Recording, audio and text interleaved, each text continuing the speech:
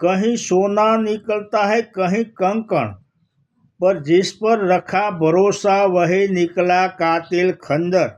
શું આવું અમેરિકાના ટ્રમ્પ સાહેબે આપણા ભારત માટે નથી કર્યું? કેમ કે આ ટ્રમ્પ સાહેબને આપણે અહીં બોલાવી 100 કરોડ જેટલો ખર્ચ કરી અને વેલકમ ટ્રમ્પ સાહેબ કરી આગતા સ્વાગતા કરેલી, અને મોદી સાહેબે હાથ મિલાવી, ગલે મિલાવી, હાથ એકાબીજાના છોડતા પણ નહીં.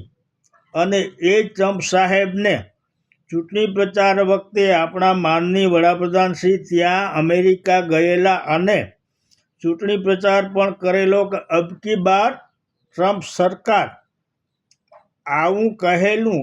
અને જેવા ટ્રમ્પ સાહેબ ચૂંટણીમાં જીત્યા કે ભારતના બિનઅધિકૃત રીતે રહેતા ભારતીયોને કાઢવાનું ચાલુ કરી દીધું.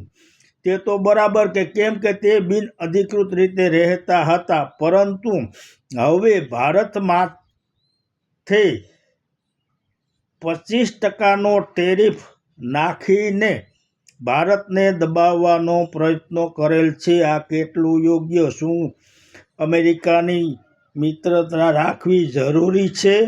પરંતુ મોદી સાહેબે એક સભામાં તો કહેલું છે કે હવે લોકલ ફોર વોકલ, આપણે આપણી જ વસ્તુઓ વાપરો જેથી બીજા માથે નિર્ભર રહેવું નહીં. પરંતુ આનો અમલ ક્યારે થશે? આપણે બધી વસ્તુ બનાવતા ક્યારે બનીશું તે જોવાનું રહ્યું. અને અમેરિકાની મિત્રતા રાખવી કે નહીં તે તો હવે જોવું જ રહ્યું. જય માતાજી.